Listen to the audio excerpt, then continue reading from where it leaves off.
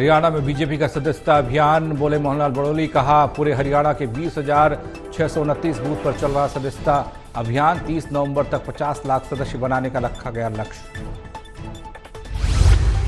10 लाख से ज्यादा भारतीय जनता पार्टी के सदस्य बने हैं और पूरे हरियाणा प्रदेश में 50 लाख सदस्य भारतीय जनता पार्टी के बनाने का लक्ष्य हमने रखा है।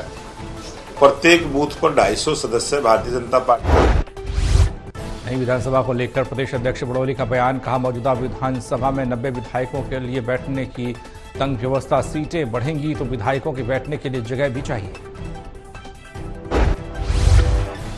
उनके बैठने की भी बड़ी तंग व्यवस्था वहां पर है और जब संख्या बढ़ेगी, जिस प्रकार का अनुमान है कि यहाँ लोकसभा की भी सीटें बढ़ेंगी, विधानसभा की भी सीटें बढ़ेंगी। हरियाणा की राज्यसभा सीट को लेकर बोले बीजेपी प्रदेश अध्यक्ष बड़ोली। कहा, मीडिया में जिसका भी नाम चलता है बीजेपी उसका नाम काट देती है। आप लोग जिसका नाम चला दोगे उन्हें सोच लो उसका नाम कट गया। जिसका कटता है उसका चलता है। ये भारतीय जनता पार्टी है और इसमें जिसके नाम चलते हैं वो कभी बनते नहीं। जिसके नाम चल गए वो दोनों समाप्त मान लो। उनका भी नाम चलेगा, आप लोग जिसका नाम चला दोगे।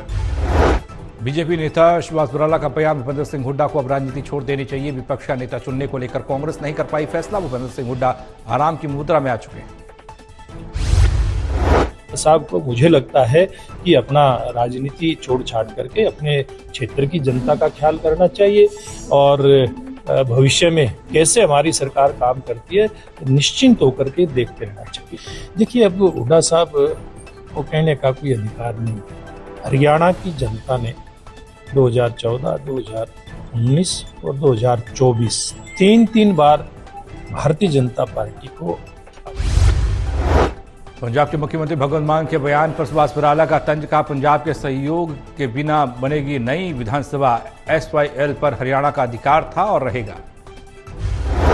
हरियाणा, हिमाचल, चंडीगढ़ ये एक ही प्रांत का कभी हिस्सा हुआ करते थे, इसलिए चंडीगढ़ के ऊपर भी, SYL के पानी के ऊपर भी, बहुत सारी चीजों के ऊपर हरियाणा का अधिकार था, है और रहेगा। भगवंत मान को हमारे।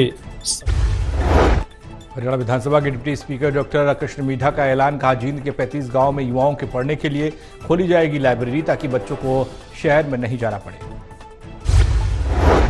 तो कि प्रत्येक गांव में एक लाइब्रेरी हो जिसमें हमारी बहन बेटियों को लाइब्रेरी के मकसद से जींद ना आना पड़े, वो अपने गांव में ही पढ़े और वहीं की एक कमेटी बना दी जाए और उस कमेटी में। कृष्णलाल मीणा ने आगे कहा कि बीजेपी सरकार में बच्चों की पढ़ाई के प्रति सकारात्मक सोच है। जींद के बच्चे अधिक से अधिक शिक्षा ग्रहण करके सर्वाधिक रोजगार पाए। लाइब्रेरी बनाने का विशेष तौर पे मेरा अपना मकसद ये है कि हमारे पूर्व में माननीय मुख्यमंत्री मनोहर लाल जी और हाल ही के मुख्यमंत्री नायब सैनी जी का जो उद्देश्य है कि बच्चे पढ़ें। डिप्टी स्पीकर डॉक्टर कृष्ण मीठा का बयान। दिल्ली जम्मू कटरा मार्ग को जल्द ही प्रधानमंत्री जनता को करेंगे समर्पित, जिससे माता वैष्णो के दर्शन के लिए राह बनेगी आसान। तय हो चुका, तैयार हो चुका और इसमें हमारे देश के प्रधानमंत्री जी इनका जब भी उद्घाटन करेंगे तो आप मान के चलिए कि हमारे लिए बड़े सौभाग्य की बात है। और विशेष तौर पे मैं कहूँगा उस माँ के भक्तों के लिए भी जो 10 साल बाद 9 दिसंबर को फिर से पानीपत आ रहे प्रधानमंत्री नरेंद्र मोदी LIC की एक योजना का करेंगे शुभारंभ। पिछली बार प्रधानमंत्री ने 22 जनवरी 2015 को पानीपत से बेटी बचाओ बेटी पढ़ाओ के राष्ट्रीय अभियान की थी शुरुआत। पानीपत दिल्ली हाईवे पर बुधवार मालसरी में चल रहे 77वें निरंकारी समागम में आने वाले श्रद्धालुओं की संख्या पहुंची 5 लाख। पंजाब, दिल्ली, हरियाणा, मध्य प्रदेश और नेपाल तक से समागम में आए श्रद्धालु। विदेश में बसे हजारों प्रवासी भारतीय भी शामिल हुए। आयोजकों का दावा, 60 देशों से आए संगत। मैं जिसे अपना मान के बैठा था, जिसे मैं तत्व मान करके बैठा हूं, वो तो शरीर मेरा आना है जाना है, लेकिन मेरी